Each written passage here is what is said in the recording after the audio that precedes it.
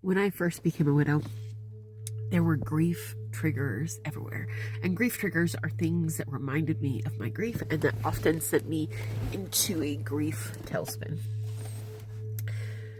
If I played into those emotions every time, I wouldn't go anywhere and do anything.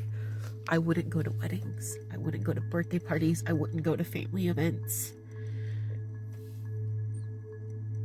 I would just stop living.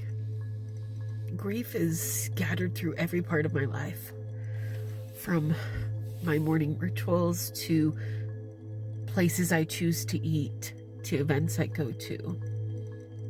And I had to learn to put my grief aside and go anyways.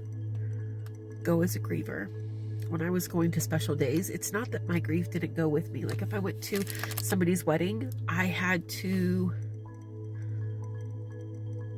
make that day about who I was there to celebrate.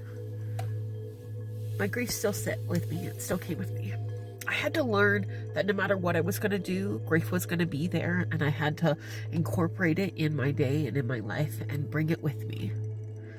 Sometimes we're afraid to go do things or to hang out with things because grief might show up, but the truth is it never goes away, so it's always going to be there, and I had to learn to keep living anyways. Keep living.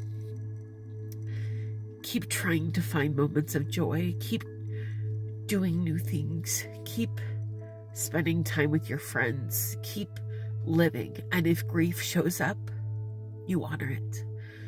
You feel it, and then you release it and acknowledge its presence and keep living anyways. Because when we're afraid of grieving, it keeps us from all the good and all the hurt that might come.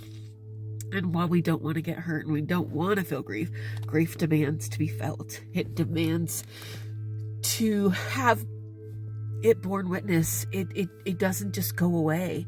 It stays within us. And as we learn to carry it with us and as we learn to experience it, it changes over time.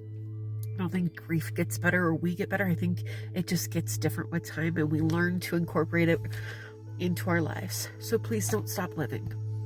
Please don't stop doing the things that are important in life because you're afraid you might grieve. Because guess what? You're going to. But as you grieve and as you learn to continue to experience life, I think that you can still find joy. You can still find happiness, and you can still find love if you choose. You can still